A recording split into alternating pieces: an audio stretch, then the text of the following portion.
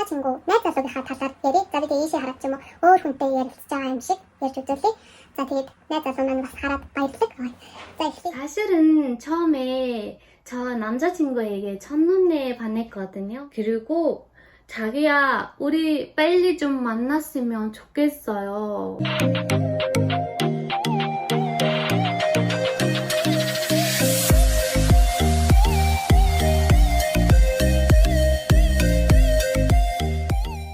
안녕하세요. 게르 TV입니다. 이번 영상으로 저의 한국어를 배우는 방법에 대해 알려드리겠습니다. 저 한국에 온 지 거의 2년이 되었는데요. 그동안 배운 모든 것들을 나눠보겠습니다. 여러분 이 영상을 끝까지 봐주시고요. 한국어뿐만 아니라 어떤 언어를 배우는 분들에겐 큰 도움이 될 거라고 생각해요. 자, 그러면 바로 시작해보도록 하겠습니다. YouTube суугт маань анх удаага орж иж байгаа хүмүүс аявал тавтай морил намайг Батгэрэл гэдэг Солонгост мастраар сурж байгаа оюутан байна. За тэгээд YouTube суугаараа дамжуулаад аяллаа влог болон аяллаа зөвлөгөө, за мөн Солонгосын талаар болон солонгос хэл сурах талаар мэдээллүүдийг хүргэж авах болно. Тийм учраас та бүхэн маань YouTube суугтаа маань хамтаагаараа гэж хэлмээр байна. Өнөөдрийн бичлэгийн хувьд гэх юм бол би Солонгост ирээд одоо 9 сард 2 жил болно. За тэгээд тэр хугацаанд өөрийнхөө солонгос хэл сурахтаа ямар арга барилаар суралцсан талаараа цэвэр яг өөрийнхөө туршлагаасаа хуваалцах чинь гэж ойлгож байна. Тийм учраас та бүхэн маань энэ бичлэгийг маань дуустал үзээд тэгээд өөртөө хэрэгжүүлж болохоор аргууд байх юм бол хэрэгжүүлээсэй гэж хүсэж байна. 4 сэдвийн хүрээнд ярилцах болно. Нэгдүгээрт нь солонгос хэлний талаар ерөнхий ойлголтуудыг ярина. За хоёрдугаарт нь ер нь аливаа хэлийг сурахад шаардлагатай чадварууд сонсох, унших, бичих, ярихтэй энэ 4 чадварыг хэрхэн хослуулж одоо сайжруулах талаар өөрийнхөө туршлага дээр үндэслээд зөвлөгөө өгнө. За 3 дугаарт нь гэх юм бол өөрийнхөө үг цээжлэлтийг аргаасаа хуваалцсан. За дараагийнх нь хамгийн сүүлд нь 4 дугаарт нь гэвэл топгийн шалгалтын талаар болон би сая өнгөрсөн 5 сард топгийн шалгалт өгсөн. Тэгээд хэдэн оноо авсан талаараа ярих болно. Тэгээд тэн дээрээ дүгнэлт хийгээд ярилцах болно. Солонгос хэлний түвшин нь болохоор 1-ээс 6 хүртэл байдаг. За тэгээ хэлнийг бэлтгэлж муу ялгаагүй 1 семестртээ 1-р түвшин, тэгээ 2, 3 гэдэг ингээд ахиа явдаг. Топог оноо ч гэсэн 1-ээс 6-р түвшний оноо гэж байдаг. За нэг нь хамгийн бага, 6 нь хамгийн их. Би солонгос хэлийг сурч эхлэхдээ болохоор хамгийн анх Монголд наашаа ирнэ гэж шийдээд тэгээд 2 илүү 3 сар ажлынхаа хажуугаар тийм сургалтанд сурж исэн. Тэгээд яг солонгос хэлнийхээ суурийг олж авч исэн гэж хэлж болно.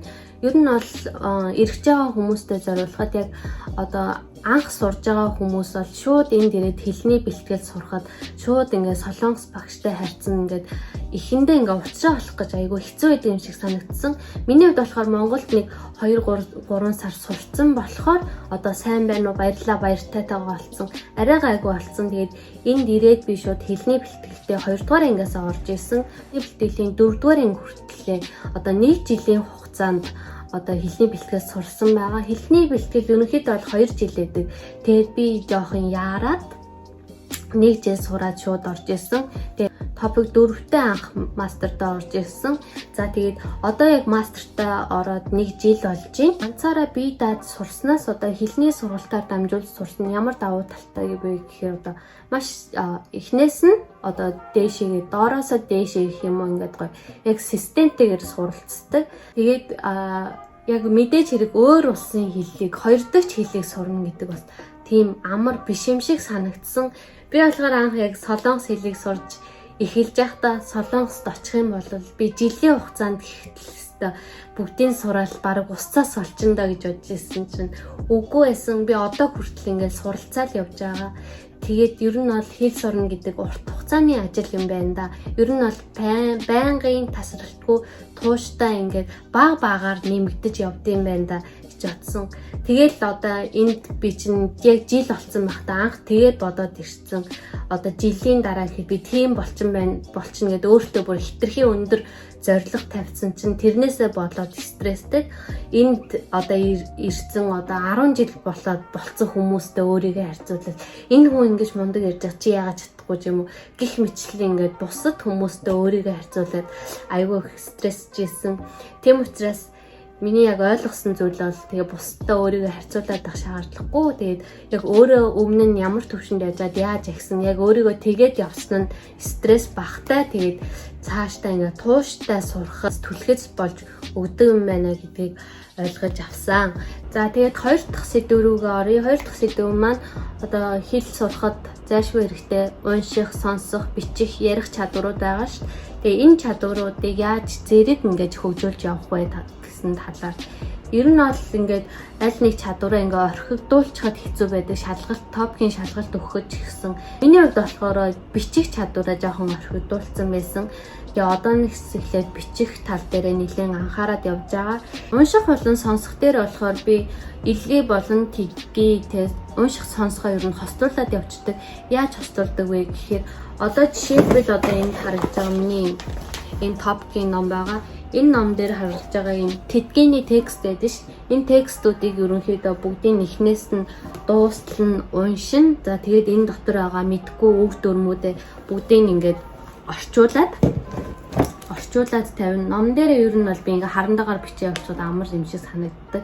Тэгээд дараа нь тэрийг хаач явсан сонсоод явах юм бол бас их үр дүнтэй. Энэ харуулад байгаа унших болон одоо сонсох чадварыг зэрэг хөгжүүлнэ гэдэг. Энэ болохоор энэ ганц удаа ингээ уншаад өнгөрөх биш ингээд ерөнхийдөө давтаад нэг удаа уншаад тэрийгээ ингээд хид удаа сонсоод тэгээд ахаар угаасаа чихонгоогоо чихэнд хоногшоо явчихдаг. Миний хувьд бол драма үзэх амар дуртай. Тэгээд драма үзэхдээ би эхэндээ болохоор нөгөө нэг Монголын кино сайтуудаас дандаа тийм сабтайтлтай нь үзээдсэн чинь яг тэр сабтайтл руугаа хараад ерөөсөө сонсохтаа анхаарч чадахгүй байсан. Тэгээд манай багш зөвлөжсэн чи кино үзэхдээ солонгос сабтайтлтай солонгос хэлээр нь үзээ гэв.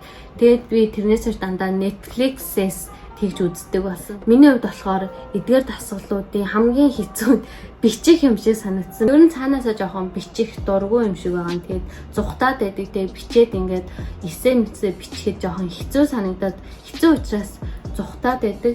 Тэгээд би бичих чадвар дээрээ ямар арга ашигласан бэ гэхээр одоо манай найз манд зөвлөөд одоо топик дээр ирдэг бичих дасгалуудыг хуулж бичээл ах юм бол бичих чадвар айгүй өсдөг юм байлээ.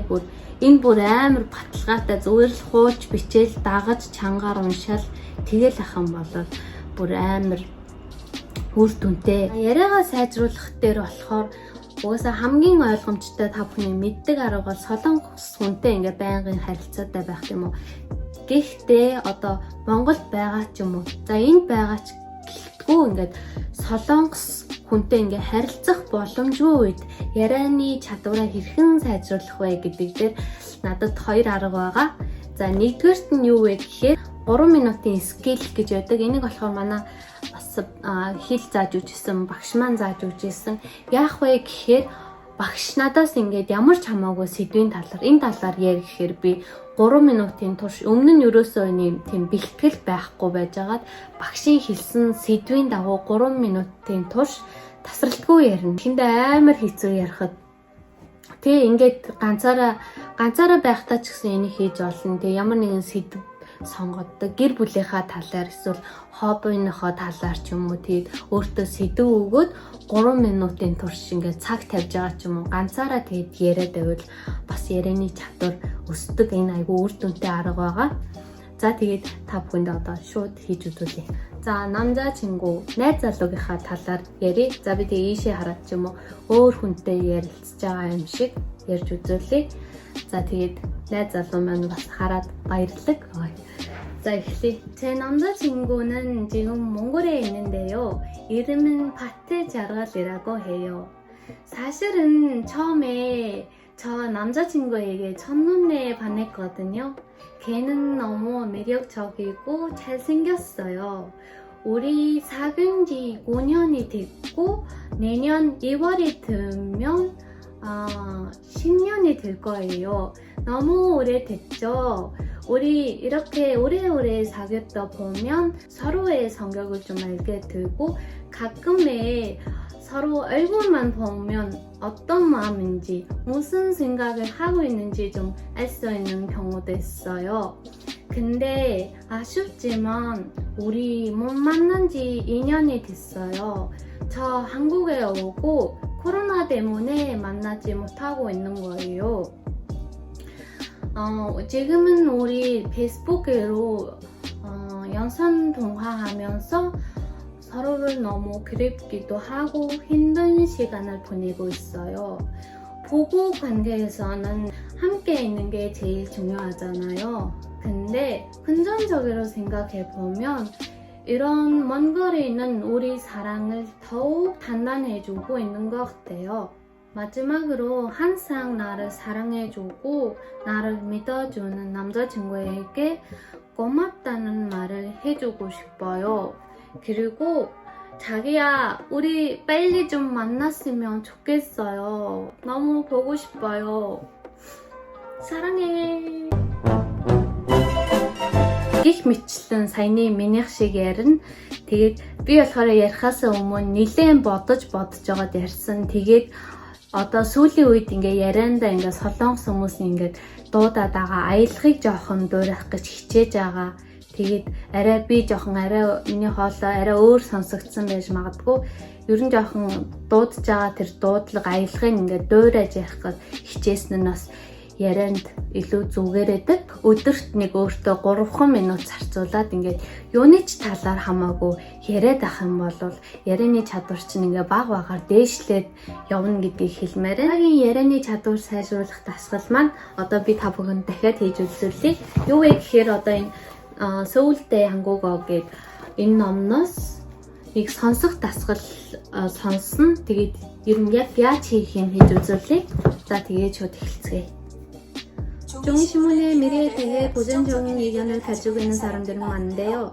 이에 대해서 어떻게 생각하시는지요? 사실은 그런 의견이 오래전부터 있었습니다. 1980년경에 한 신문사 사장도 종이 신문이 10년 안에 사라지고 그 자리를 인터넷 신문이 차지할 거라고 했죠. 그렇지만 지금도 종이 신문은 중요한 대중재 중에 하나예요. амар хурдан юм байна. Тэгтээ яг юм ингээд хурдан байх тусмаа сайн. Ингээд анх би ингээд хийж үзэж чадахгүй байсан чи ингээд дахин хийгээд ах юм бол сүлд нь яг ингээд дагаад аялгаар нь сурчдаг байхгүй. За 3 дугаарт нь болохоор үг цээжлэх талаар байгаа. Би үгийг яаж цээжилдэг вэ гэхээр ер нь бол ингээд бэлэн текстүүд эдэн штэ нэг юм эссе ч юм уу тэрэн дундаас цээжлэхэд амар байдаг. Тэрэнд орсон үгнүүд маань яаж хэрэглэгдэж байгаа нь ямар үгтэй хоршиж хэрэглэгдэж байгаа нь харагддаг. Тэгээд өгүүлбэрээрээ байдаг учраас бас тухайн үгийг цаашдаа тогтооход яаж хэрэглэхэд илүү хэрэг болдог. За тэгээд тэр текстнээс мэдгүй үгнүүдэд төөж авал хамгийн ихэнд яах вэ гэхээр үг цэжилдэг энгийн арга. Юу вэ гэхээр ингээд тэр үгээ одоо маш олон удаа давтаж чангаар өөрийнхөө чихэнд сонсогдтол чангаар унших хэрэгтэй. Яагаад гэх юм бол тэр үг чинь одоо миний амьдралд анх удаа таарлаж байгаа, анх удаа гарч иж байгаа шин зүйл учраас миний ам тэр үгийг ингээд хэлж дадааг байгаа. Тийм учраас хэлэндээ дасгах хэрэгтэй гэсэн үг. Тэр үгийг маш олон удаа давтаж хэлээд өөрийнхөө чихэнд сонсогдтол чангаар дуудаад за ерөнхийдөө бол үгийг тэгээд чангаар дуудаад давтаад нэг өдөрт нэг 10 үг байлаа ч юм уу тэгээд ерөнхийдөө тогтоочин тэгээд заавал би энэ үгийг цээжлэх ёстой гэд хичээгээд байх шаардлагагүй. Тэгээд тэр үг чинь явандаа ингээд маргааш нь ч юм уу нөгөөдөр нь ингээд аажмаар ингээд мартагдаал эхэлнэ. Тэгээд аль болох би нэг үг ингээ 10 үг цээжлэлээ гэхэд маргааш нь тэрийгэ ахаад нэг сөхөөд харцдаг, ахаад нэг ингээ чангаар дуудчихдаг. За тэгээд нөгөөдөр нь болох юм бол шинэ үгнүүдээ ингээл нэмэл чангаар дуудаал яваад байна. Тэгсэн ч гэсэн тэр үгнүүд маань ингээ мартагдаал байдаг. Тэгээд мартагдаад байна гэдэг маань угаасаа ер нь бол ойлгомжтой, хэрэглэхгүй болохоор мартагддаг. Тэгээд тэр маань яг юун тэрэг болоод байна гэхэд дараа нь ингээд би шин зүйлийг уншаад эхлэхэд нэг л ингээ харсан үгнүүд байгаад байдаг байхгүй. За энэ үг чинь миний цээжилжсэн үг байна да. Тэгээд би орчуулгын энэ юусоо санахгүй байгаа штэ. Тэгэл дахиад тойл бичиг аваад орчуулад үзэхээр тийштэй энийг чинь би ингэж уншиж ирсэн штэ гэж ороод ирдэг. Тэгэд энэ ер нь бол мартаж цээжлэх арга гэж хэлж болно. Тэгээд ер нь бол үгээ цээжилж чадахгүй мартаад байна гэх юм бол ерөөсөө санаа зовох шаардлагагүй, мартах тусмаа мартсан зүйлээ эргүүлээд харах тусмаа илүү сайн тогтоодог. Үгийг цээжлэхэд ихэндээ бүр ингээд амар хэцүү, ингээд удаан тогтоодно.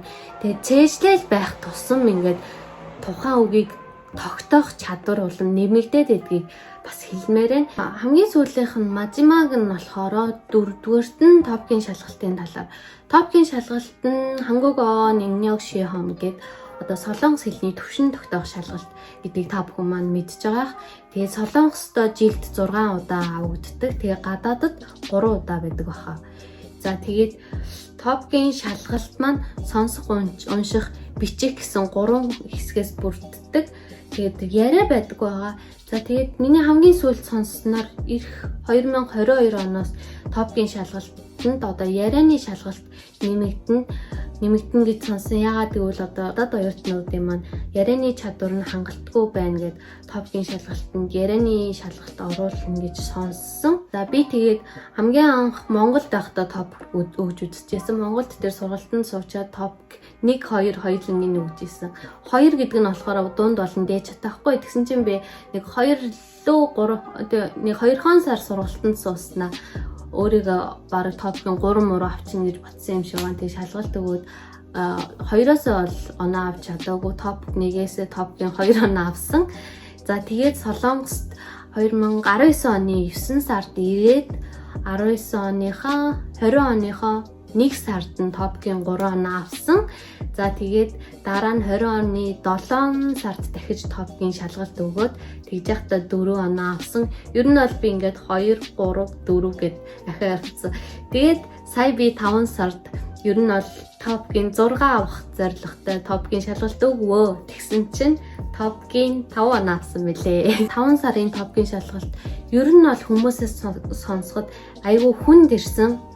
Тэгээд жил бүрийн 5 сарын топгийн 4 сарынхаа айгүй амархан байсан гэсэн. Тэгээд миний ойлгож байгаагаар болохоор ингээд гадаадад ингээд Солонгост болон гадаадад зэрэг авдаг шалгалтууд нь арай амархан. Тэгээд дан Солонгостой авдаг тэр топгийн шалгалтууд нь арай хэцүү ирдэм байна да гэд. Одоо ер нь бол өөртөө л тэгж дүгнэлт хийчээд яг тийм баттай бол биш. Тэгээд 4 сарын топ өгдөг байж тэгээ жоохон харамссан. Тэгээд сая топгийн 5 аваад хэдэн оноо авсан юм бэ гэхээр би 218 оноо авсан байсан. Тэгээ энэдээс болохоор хамгийн их гайхсан зүйл нь би тэдгийгээ сонсох дээрээ бүр 88 оноо авсан байсан. Тэгээ бүр юу вэ гэд бүр өөрийгөө бүр гайхсан. Би сонсох дээрээ тийм өндөр оноо. Миний хувьд болохоор сонсох дээр амар өндөр оноо ахгүй юу? 88 оноо авна гэж ерөөс төсөөлөөгүй. Тэгээд л хэвээр миний драма үздэг үр ашиг гарч ийн даа л гэж бодсон. Тэгээд 6 авч чадаагүй дээр нь харамсахгүй байгаа. Хэрвээ 6 авчих юм бол би ингээд дахиад хичээхээ болчих шít. Тэгээд шалгалтанд бэлдээд өөртөө би тэд авна гэж зорилго тавиад хийх юм бол илүү их одоо хичээлдээ анхаарал илүү их суралцаж чаддаг учраас одоо би 11 сард топ болно. Хоёуланд нь шалгалт өгөөд үзье. Ер нь бол 6 авах зорилготоор дахиад үзье гэж бодож байгаа. За тэгээд тэр шалгалтаас унших дээрээ 72 оноо авсан байсан. Тэгээд бичих нь айгүй бага. Яа би угаасаа бичгээсээ ингээд бичих тасгалаас ингээд цухтаад идэг байхгүй. Тэгээд яг тэгтээ бас тийм ч муу биш 100 онооноос 50 идэхэр чинь тал оноог нь авцсан байсан. Тэгээд нийт 218. Тэгээ 230 за эндээс хараад. Тэгээ 230 оноо авах юм бол ер нь бол топ 6-ад тэнцдэг. Тэгээд би нэлээд төгсөндөө маш их баяртай байгаа. За тэгээд өнөөдөр би та бүхэндээ солонгос хэл суралцаж байгаа үйл явцаасаа арга барилаасаа хуваалцлаа. Тэгээд та бүхэнд маань жаахан ч гэсэн хэрэг болсон гэдэгт итгэлтэй байна. Тэгээд өөр солонгос хэлтэй холбоотой эсвэл топгийн одоо бүр нарийн дасгалууд дээр яаж ажиллах талаар ч юм уу Тиймэрхүү бичлэг үзмээр ахын бол коммент хэсэгт бичээрэй. Ер нь бол доор Солонгостой холбоотой юмнууд байвал би аль болох чадхаараа хариулна. Тэгээд чадхаараа бичлэг хийх болно. За тэгээд энэ хүртэл дуустал нь үзсэнд баярлалаа. Дараагийн бичлэгээрээ уулзлаа. Түр баяртай.